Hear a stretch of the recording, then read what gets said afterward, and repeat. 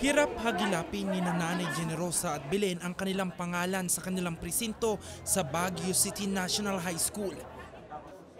Siyempre nag-aalala.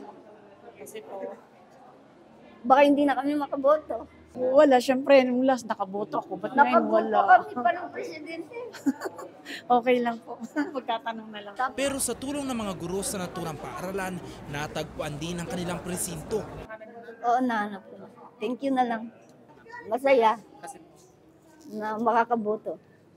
Hindi ko alam kung saan galing yung pinapakita nilang listahan na may pangalan sila, kung galing man yun sa COMELEC, kaya pinapabalik namin sa COMELEC para kung ano yung action ng COMELEC, kung mag-provide sila ng certification na pwede silang bumoto.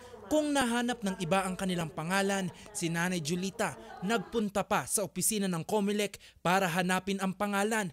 Pero bigo ito. Sa pagbirika ng kanyang pangalan, napag-alaman na deactivated siya matapos na bigong makaboto ng 3 beses. Nung una na hindi kami nakaboto the whole na barangay, yung aming batlota napunta sa Compostela Valley.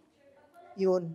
Kaya hindi kami nakaboto. Tapos nung presidential election noon, itong last, nandoon ako sa Canada. Hindi na, late na ako para magpa-register.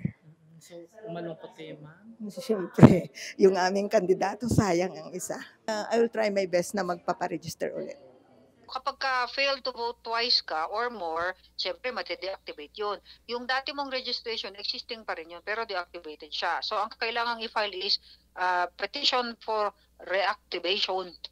Yan po ang kailangan. Pero pwede na ulit yan sa next registration period natin. Dahil dito, hindi na iwasan ng ilan ang magkagirian, pero agad din naman itong naresolba. Wala naman pong dumating sa amin na may nag-aabot ng flyers. Ang meron yung nagpapakain. Report naman yun, gumawa na ata sila ng affidavit. Pagkatapos meron tayong report about watchers na hindi naman daw authorized kasi yung names nila hindi daw sinubmit dito sa COMELEC office nung deadline ng October 15. So nagsiserve daw yan illegally, kaya pinuntahan din namin, pinaalis namin. Tapos meron pa yung mga nagsasagutang mga watchers.